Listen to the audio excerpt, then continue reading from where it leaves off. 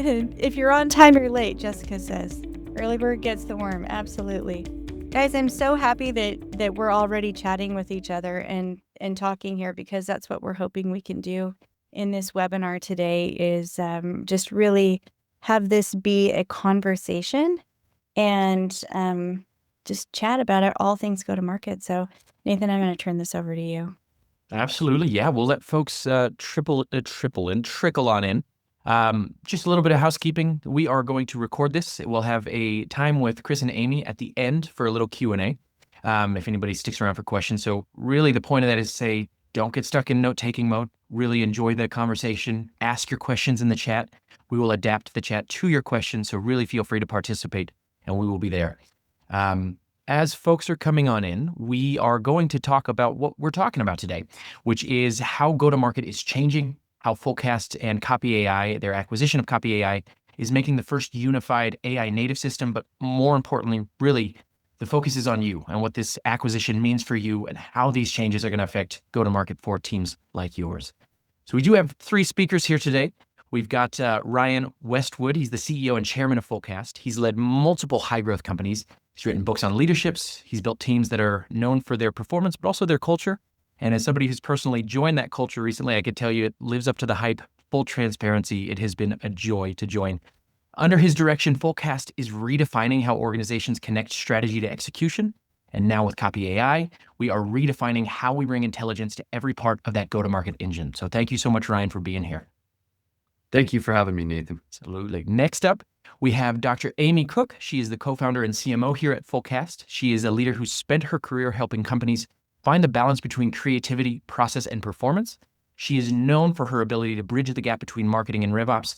And I can tell you personally that she's one of those rare breeds of marketers that's obsessed with not just human creativity, but how that human creativity can drive concrete pipeline.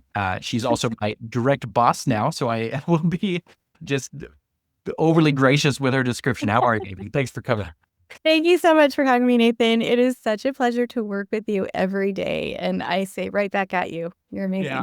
And she's got to be sick of me texting her all day, every day lately. So thank you for your patience on that too. Last but certainly not least, we have the CTO and co-founder of Copy AI, again, recently acquired by Fullcast. He has been pioneering, Chris Liu, the shift of isolated tools into fully integrated AI systems that help marketing and sales teams move faster and move together.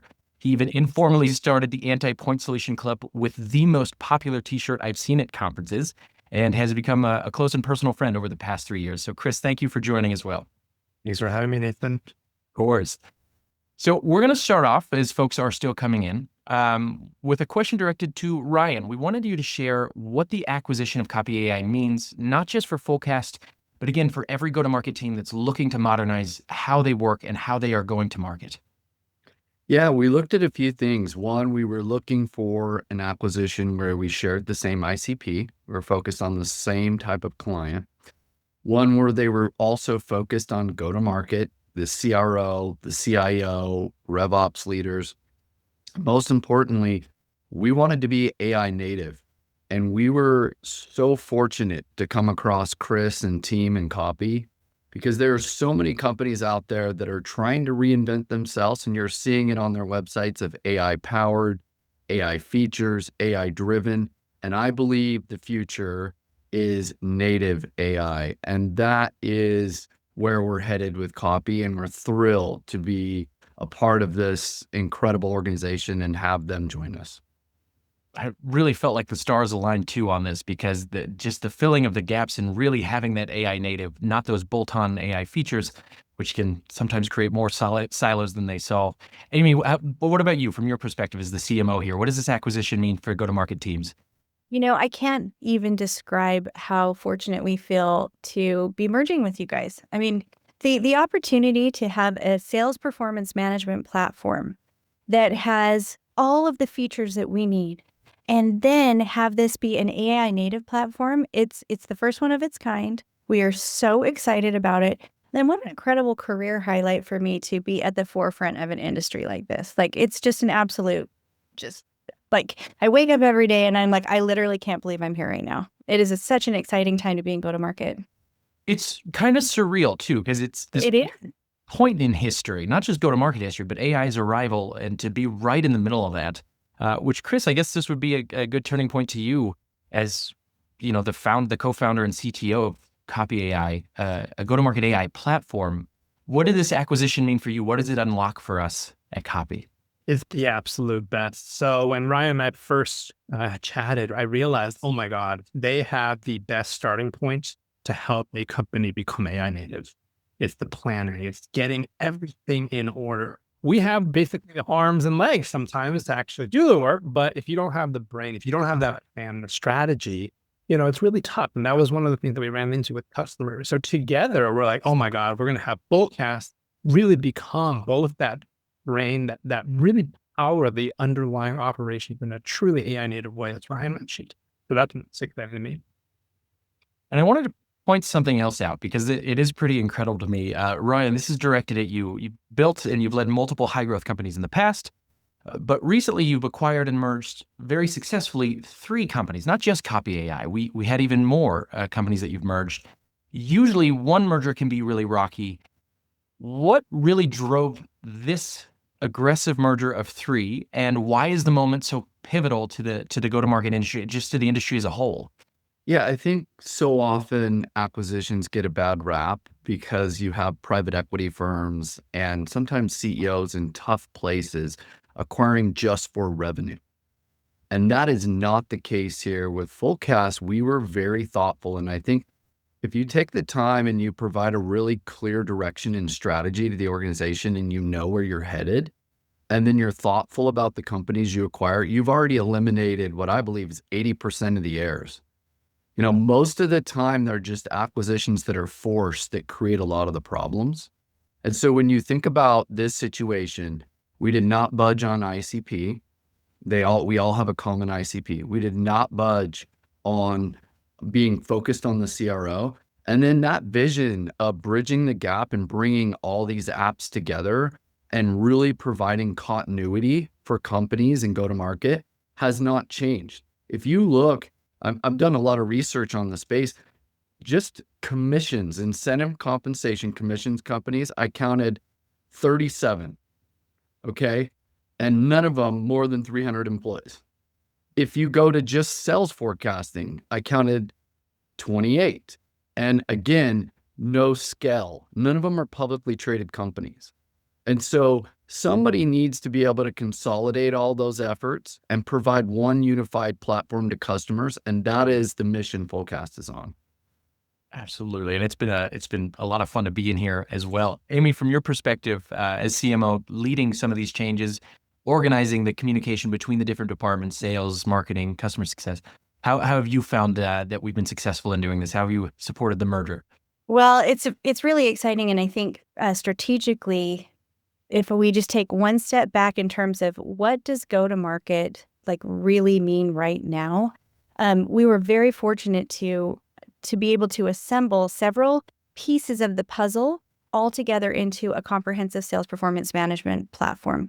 So if you look at Forrester, any of you that are attendees, if you look at Forrester's Wave 20 SPM 2022, you'll see a really great chart that shows what all of the core features of a sales performance management platform entail. That includes territory management, quota planning, incentive comp planning, forecasting, advanced analytics, and capacity planning. And so with the Fullcast platform, it only had territories, quotas, and capacity in it. And so we acquired Commissionly for the incentive comp planning. We acquired EBSTA for the forecasting. And we acquired Atrium for the advanced intelligence. And then AI hit us like a wrecking ball. And we're like, oh my gosh, we've got this amazing sales performance management platform, and now it needs to be AI native. And so we were like, oh my gosh. And then this incredible opportunity came to pass, and it will give us the opportunity to serve customers much better, not just in sales performance management, but all the way through go-to-market. And when it comes to, trying to bust the silos or work in a new business model, that AI native capability is going to be really important in the years to come. Yeah, and to your point, you could have just slapped on a ChatGPT wrapper to any one of those products and say, we are AI now, we are AI driven now, or we have this AI feature now. The problem being that we then scale the silos between commissions or between territory planning or between, and it's nothing is connected. Chris, we got a really good question in the chat that I'd love for you to address. Just in terms of how this is going to help the Copy AI customer experience who are already customers. Spoiler alert, more resources, which is always nice, but I'll let you take it from there. Yeah, definitely more resources and then also more product lines, right? So today, a lot of people use Copy AI purely for marketing, but marketing without a plan of how you're going to distribute it, who you're going to distribute it to, who you're actually creating content for, is not a good place to be. So, bringing this together allows us to really address the entire go-to-market organization as a whole. From, as they mentioned, plan to pay, but even beyond that in the long term, right? We really want to go way beyond that. How do we help, really drive that revenue lifecycle from the very, very first touch point all the way through expansion? And I'd love to know if you wouldn't mind sharing a little bit more just how Copy AI fits into the larger Fullcast ecosystem. Now that we have all these different product lines, where does Copy AI sit and how do we unify those different products?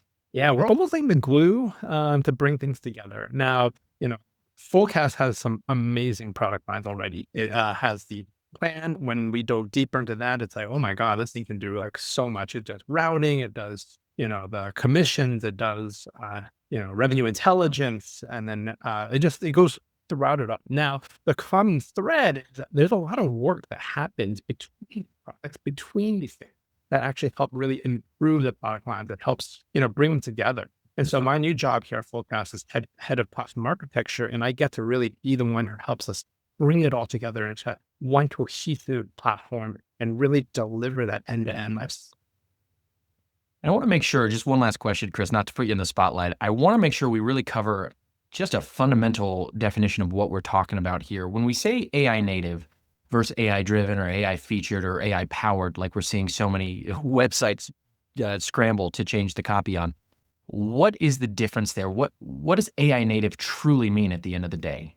Yeah, a lot of startups and even larger companies basically throw ChatGPT or some sort of LLM on top of their product and say, oh, we have AI now. And they kind of like sprinkle it on. Now, I'm sure it helps, right? It helps you answer some questions. It helps you move a little bit faster in the product, but you're not actually unlocking the real value. You're not really transforming how you do work. So with Fullcast and this acquisition, where we get to go is, okay, how do we reinvent how companies actually operate, right? Especially their go-to-market. And so they're, okay, well, how do we help our customers build, tweak the plans, help them really make sure their territories are optimal? How do we really help them grow revenue as efficiently as possible? And that's really, really what AI native means. That means reinventing how you collect, how you store data, how you store your strategy, and then how you actually execute on it from basically the entire top and bottom stack.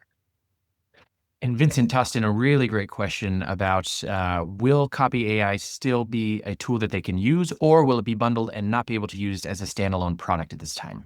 It will still be used as its own tool. It will survive as its own thing. And then if you have, the larger needs of, planning or forecasting or revenue intelligence, you would also be able to have those as well. I just have to say too, for everyone listening, so we decided to go all in on the current features that Copy offers from a marketing perspective. And so we reduced our headcount significantly on the marketing team, and we increased our productivity 3 times. It was unbelievable. We went from doing 5 blogs a week to 17 blogs a week. We can do battle cards. It took our battle card research from 2 weeks down to about 30 minutes. It's unbelievable what changes I am personally experiencing. Just using Copy as our core foundation for our marketing team. It's been absolutely amazing. So there is no way we're ever going to get rid of the current features of what Copy has to offer. I needed to run my marketing department. And we do. It's been a lot of fun too. It's just rebuilding, and having to rebuild from scratch has opened up so many gaps in terms of how to make the customer experience better too. So I'm really excited to start sharing those as the weeks come on. But Amy, I'm happy you hopped in here because I wanted to chat with you about you've helped companies scale from early growth to acquisition in the past. How does the new go-to-market model change the way teams operate day to day at a granular level? We hinted at it with just, we're speeding things up, but really, how is it helping us not only move faster, but move faster without losing quality and move faster as a full team with sales, customer support, with everybody? Well, it's a very, very good question. So, kind of in two parts, the AI piece of it is that we take a human-centered approach to AI. And we believe that AI should serve people, people should not serve AI, and that we can use it to enhance productivity like I've just articulated. Now, there are a couple of you guys, I recognize several of you in the participant list right now, and you guys are absolute, stellar practitioners of your own craft. And I know that you already know this, but several of you guys actually helped me write this book called The RevOps Advantage with Ryan and Bala Bhaskaran. And we engaged about 15 of the best-in-class revenue operations leaders to help us write this book. What we came up with was the Fullcast factor framework. And this articulates in the book very carefully how it's different. We don't just narrow the silos between marketing ops, sales ops, and customer success ops. You have to remove them entirely. And by a combination of, the modern revenue operations strategy, as well as utilizing AI, can actually help you do that.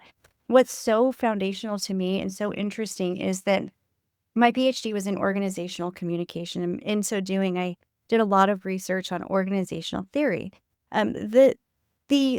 What's interesting is now everybody sees bureaucracy as a bad word. But the last 150 years, it was the model for doing business. And it wasn't until the digital transformation started to come on board that people started seeing bureaucracy as a real problem. Some of the foundational tenets of bureaucracy are department silos. They did that on purpose to get people more productive and doing things with department budgets rather than all together unified. And so it's the entire way that we do business. It's not just in RevOps. It's not just in technology. It's the entire way people look at doing business is fundamentally changing. And that's why I'm so excited about this, is because we can really help companies transform digitally. And by doing that, not just transform their digital operations, but really the way that they do business altogether. So if somebody is interested in understanding more about this book, I'd be happy to just send you one after, if you want to just email me at amy@fullcast.com. And I'll just send you the book and the model. But I think that what I'm hoping to get across is that what we're doing is not just digital transformation. What we're doing is not just AI. It is actually foundationally changing the way that we do business. And that's so exciting to me. So It is exciting. And sometimes that message, people don't hear it because there's not a better word than transformative. Even the word game changer. I mean, it's accurate. It's just now so overused that people toss it around in one ear out the other. But this really is a transformative moment, not just like you said for RevOps or go-to-market, but for business as a whole. And things are changing, and it is exciting to be a part of that change. Ryan, Stephanie had asked a question, and I'd love we can send out a visual review in the follow-up email. But just your vision for how these work together, reinventing how business operates, and how AI can still be people-centric at the heart of that. yeah. Go ahead, Amy. Oh, no, I just want to address Stephanie's question directly. Stephanie, you are an absolute dynamo. I looked you up on LinkedIn, actually, and I agree with you. The cutting staff is not something that we want to do. We want to improve people's productivity. And so I agree with you that the reinventing how business operates is a better way to go about it. And I love the transparency and the directness, because this is how we do business. So I think you're absolutely right that the focus needs to be on increasing the productivity, not on, getting rid of people. So I just wanted to clarify that real quick. Go ahead, Ryan. Yeah. So there was another question, and I know, Nathan, you were following up on it, just asking about how these different acquisitions will work together. And my personal experience with acquisitions is that sometimes we all believe that connecting the companies is the way to move forward or go. And I don't think there's enough thought put into that strategy. And so in some cases, I believe there's a ton of synergies between the companies and it's worth the integration. In some cases, it is not. And getting a single sign-on and a unified UI, and then giving you the opportunity to be able to enter into those different systems for different reasons. Sometimes there's systems that RevOps leaders, quite honestly, are in all the time, and the CRO is not. There's different reasons for those and different personas. And so what we've done is we've focused on one ICP, we've focused on the CRO, and we focused on a unified experience. Not every one of those systems needs to be connected because they're different experiences for different users. And so that's the thought process we've taken. One thing I will say is we're very decisive. So at the LOI stage, we make the decision on how this will happen before the company is even purchased. Where I see the acquisitions going wrong is a lack of decisiveness and leadership. What happens is you will have an acquisition and then there's no real leadership about what will happen next. And everyone's trying to figure out, are we integrating? Are we not? Some resources are integrating, some don't believe they should. And that lack of leadership and that middle ground is where you lose the effort from employees and the focus and the experience for customers. So maybe that gives you some insight into how, from a leadership perspective, we look at that. And I also just wanted to say, Stephanie, just to piggyback off of Amy, there's no need to apologize. One of the things that I've really loved working here and speaking about how the leadership approaches it is full transparency, even to the hard questions from employees, from customers. They address it just head on. So no need to apologize. We love the questions. I see another one coming up here in just one moment. But I wanted to really quick double click on that leadership perspective and what new AI native go-to-market era means for executives, for CEOs, for CROs, for CMOs. What is the focus now? What are the expectations to a certain degree as we are moving in, people-centric AI? What is that vision looking forward for how people use AI to get more done without losing that quality from a leadership perspective? Because I know a lot of people are worried about how they are approaching their job in this new era. Well, I actually have, just to kind of continue this thread, because I've already opened up Pandora's box on our own internal team. Yeah. I have a writer, and she is one of the most wonderful writers that I've ever met. And she's thoughtful, she's provocative, she's fast, and she has been really nervous about AI because we can write a press release in 10 minutes. And my background is writing as well. And so I have a lot of sympathy for that. And we can write blogs and we can do all of these things, but there truly is no substitute for a really good writer. And when we were talking about this yesterday, Nathan, you and I were talking about how you have to be a thought leader now. You have to have original thoughts. AI can't do that for you. AI can research for you. AI can do a lot of things. AI can build you templates and do all kinds of things, but it can never take the place of original human thought. And that's why writers will always be in business and why we will always support that. It's just going to be more like a bionic person rather than a clone, if that makes sense. So I think that when I've chatted with her, we had a conversation 2 nights ago where I was like, I see your value. Do not worry about this taking your job. This will absolutely not take your job. This is going to just support you and help you to be more productive so we can get more of you and more of your ideas out there. So that's how we have been kind of approaching them. And it's been a lot of fun. I'm also happy to share in the follow-up email a little bit more about our approach. One of the most fun things, and I remember one of our first conversations, Amy, was the idea of let's not outsource our thinking to AI from the marketing side. Let's have better conversations and then let AI structure the insights from those conversations. And it's just been so fun chatting with you and then repurposing that. And again, not outsourcing the thought or the creativity to it, but having deeper level conversations that we can have, and then creating the marketing assets from there, and then even combining it into different departments. And so, Chris, I was hoping that you might walk us through how we could align marketing and sales with just a couple use cases from, let's say, this webinar, how we could repurpose it where it goes to Salesforce, create an ABM lander and the email follow-ups, all on brand, all on message, and how that connecting thread through Copy AI just works at a boots on the ground level for those who aren't familiar. For sure. Happy to. So I did want to contribute real quick to this strategy conversation just because Please. that's actually super core. Basically, humans will always own strategy, in my opinion. Any company that can outsource strategy to AI is going to lose that touch. And so our job is to help you scale that strategy.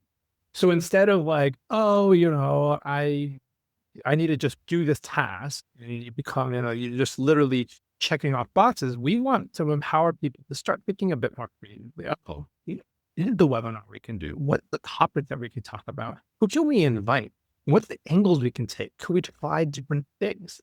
Today, people burn out because they're so overwhelmed just by the workload of the day-to-day that they have to do. They don't get to really unleash that creativity. When you start getting to unleash that creativity, then you're something like, oh, I can write any blog I want. Oh, well, what can we write about? Where's the future coming? You can start to really actually tackle things that, are more valuable, but maybe not directly linked to revenue because you may not prove it out, but you can experiment a lot more. You get to explore. So how does AI fit into this? Well, if humans are going to follow the strategy, then AI can become the system that executes that strategy. Okay, we have a webinar. Great. Well, from this webinar, we're going to want to be able to share a recap. We're going to want to create social posts for myself, for Amy, for Ryan.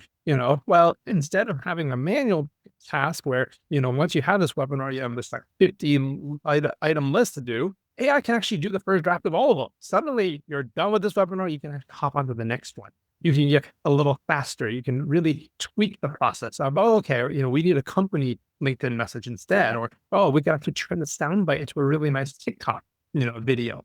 That becomes that extra level of, productivity, right? And the way to help people avoid that is suddenly their job goes from, just doing each task one by one to, okay, wait, how do I elevate the conversation? How do I start thinking a little bit bigger? How can we try to push the boundaries of the business? And that's really where a lot more value is going to Yeah, to avoid that checkbox marketing, or I guess checkbox go-to-marketing tasks that everybody gets wrapped up in just to get it done, actually putting reasons behind those checkboxes. Really quickly, in the interest of time, we asked Ryan to go off camera because everyone was more focused on his jacket than the conversation, so we're trying to get people back on track. But I would love to hear from each of you, starting with Ryan. What gets you most excited about this acquisition and what it means for go-to-market teams?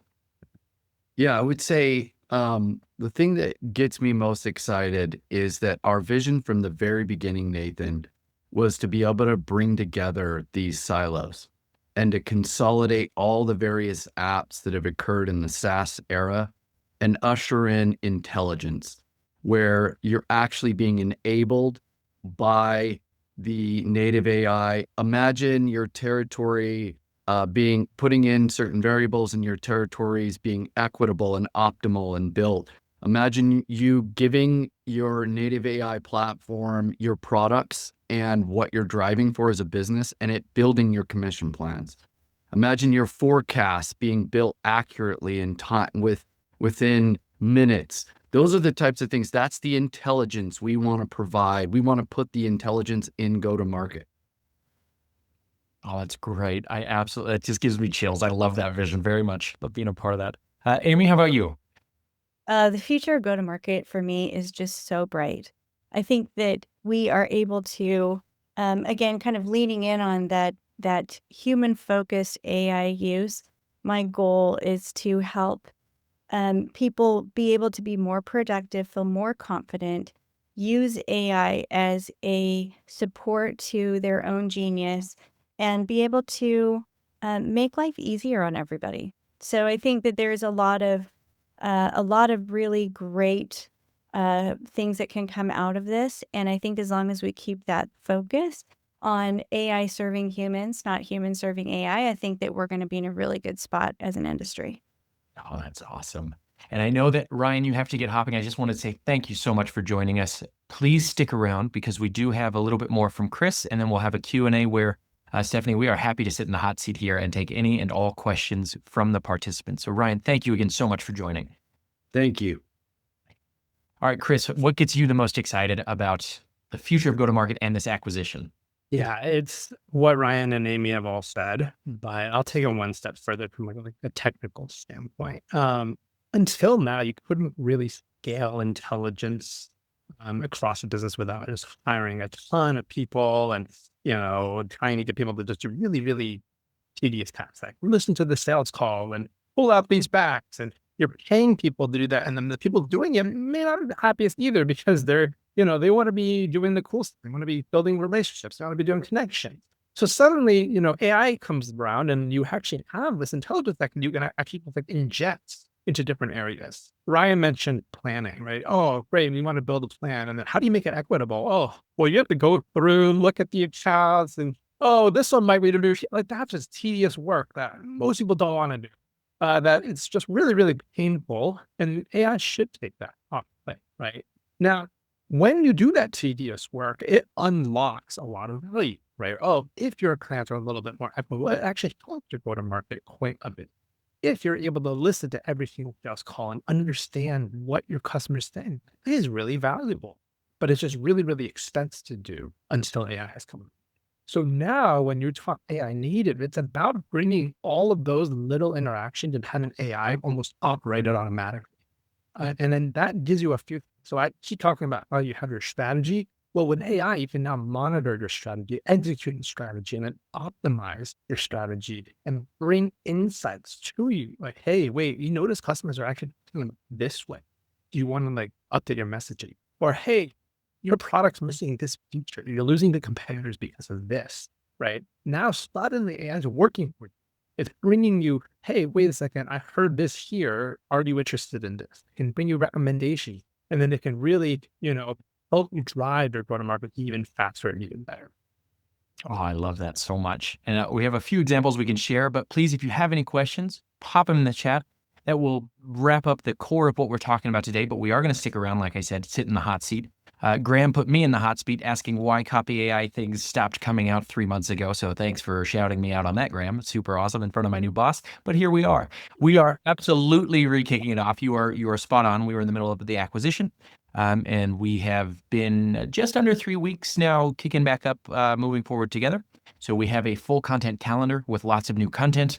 We've got a 30-day course coming out on how to use workflows and better customer support resources. So a lot of really great content coming down the pipe. Again, we're going to sit around here and chat about go-to-market a little bit more. So if you have questions, please leave them there. Otherwise, we will have a replay being sent out with a recap. And if all goes to plan, by early morning tomorrow, a recap article with this webinar posted on the Fullcast website that you can check out. So not big on gatekeeping. We just want the whole world to hear this. So again, please leave your questions. Otherwise, if you have to hop, we totally understand. Your time is busy.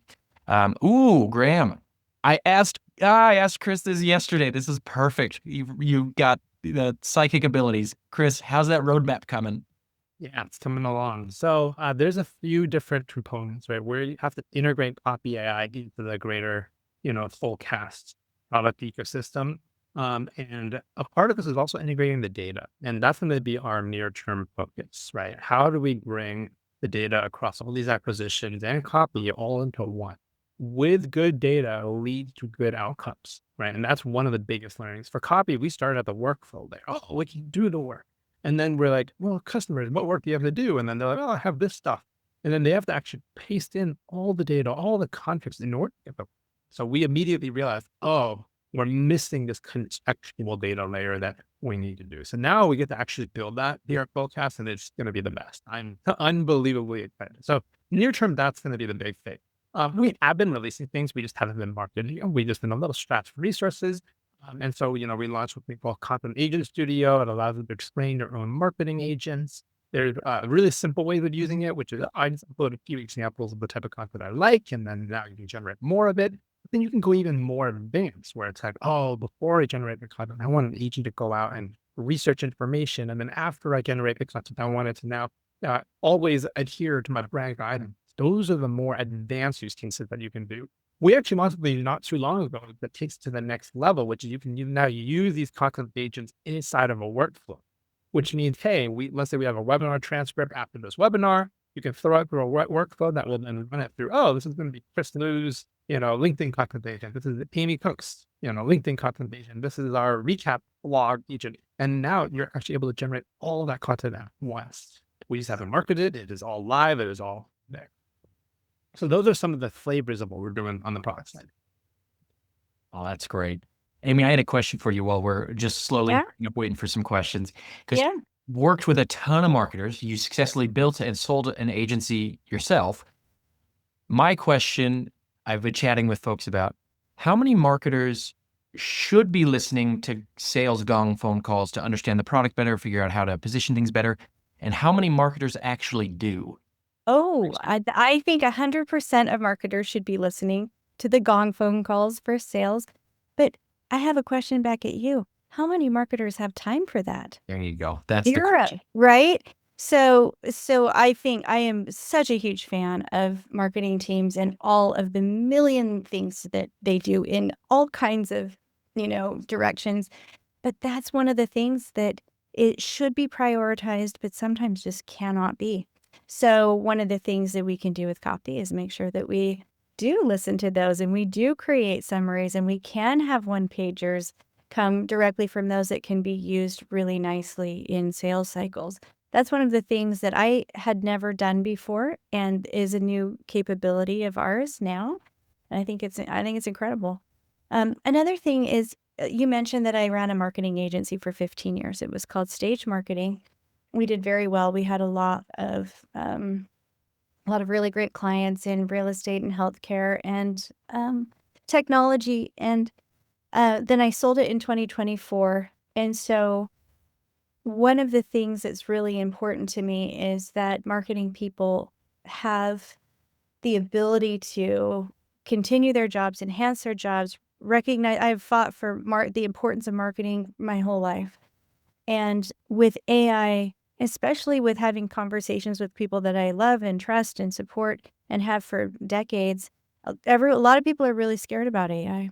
And what I see is that with AI literacy, marketing can become an absolute powerhouse and one of the very most important departments in go-to-market because the way that buyers are buying has changed. A lot of people want to be self-service. They want to be able to get 3/4 of the way through the customer journey before ever talking to a salesperson.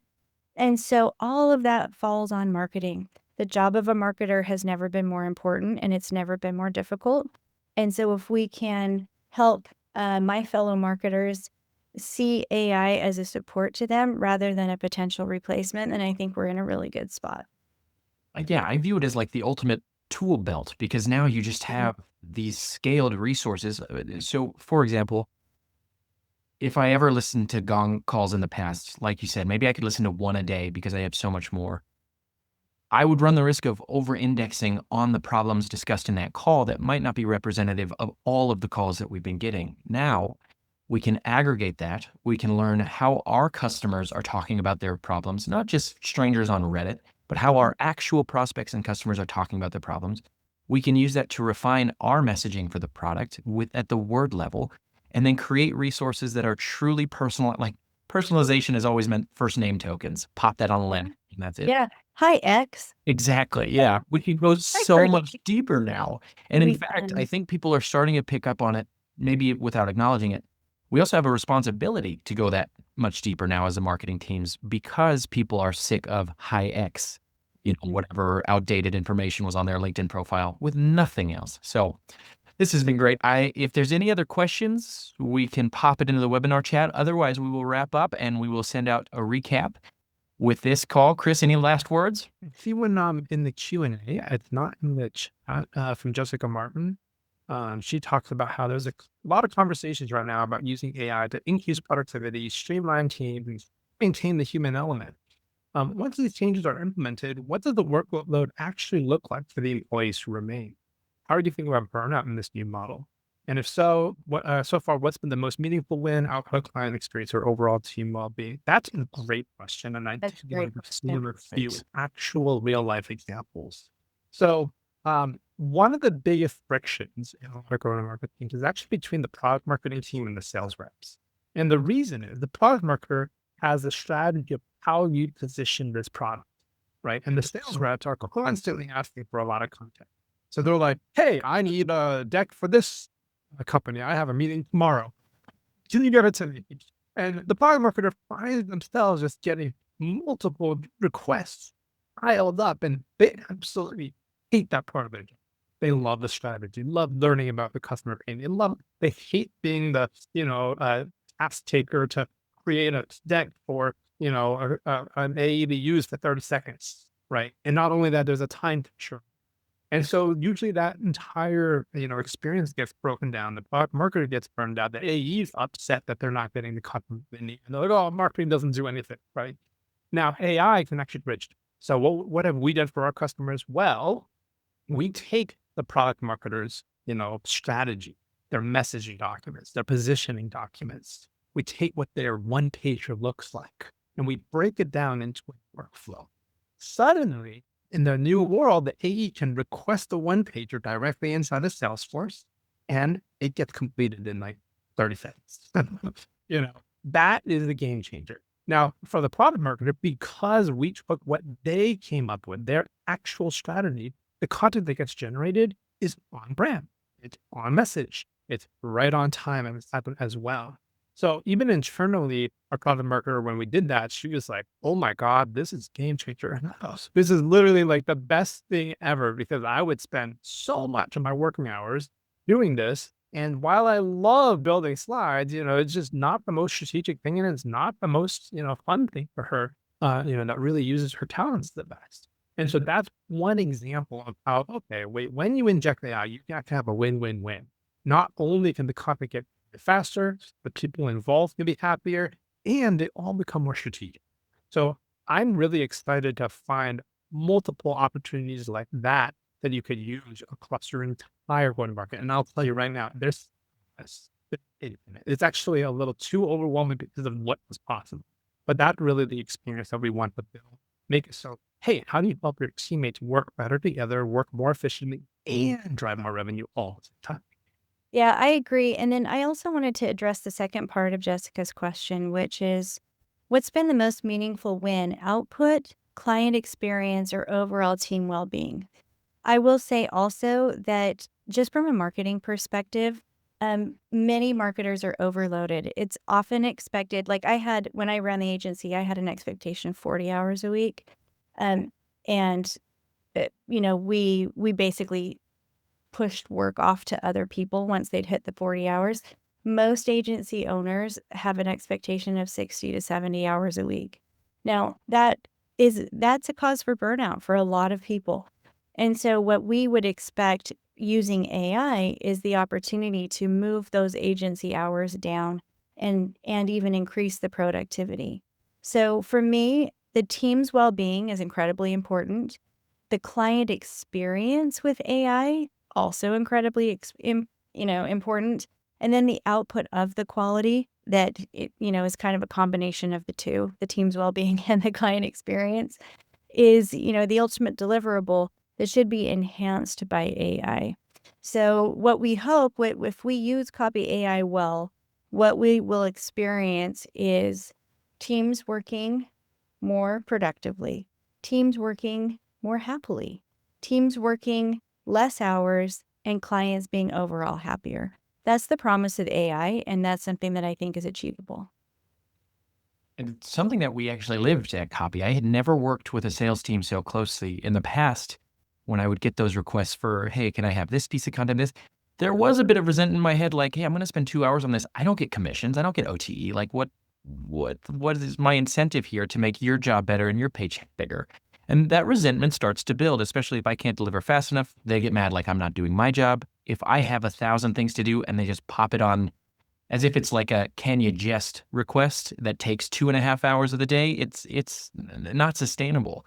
I almost think that with AI, we get a lot more time for creativity back, which I know sounds like a talk track, but I think we've lived it internally here. So anyway, we are coming up. Oh, sorry. I have one last thing about that, actually, with the creativity piece of it. So when I was running the agency, there were two different types of marketers, essentially. There were the project managers who were on task and on deadline and super good at deliverables. And then there were the creative geniuses. And it's really hard to find both in one person because it's totally two different skill sets.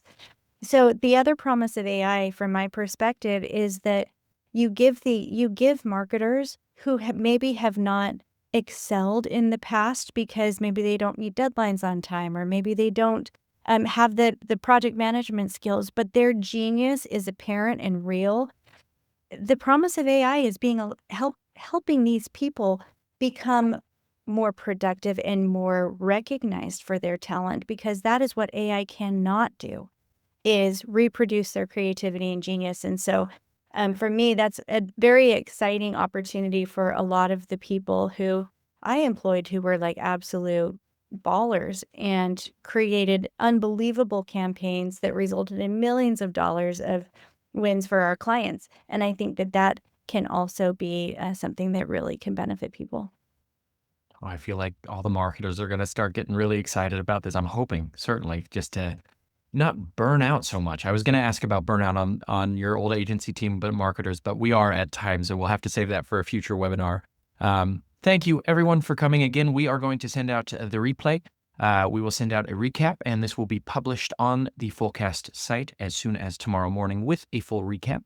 So you can see us put our money where our mouth is. I believe that we are able to move faster without losing quality by any stretch, and I'm willing to prove it myself. So if you have any questions, again, Amy posted if you'd like that book, she posted in the chat. Amy, Chris, thank you so much for taking time out. I know we're all busy, but really appreciate it. And then to everyone who joined, thank you. I know time is one of the scarcest resources we have right now, and hopefully AI will give us some of that back. So thank you so much. Thanks, everyone. Appreciate your time.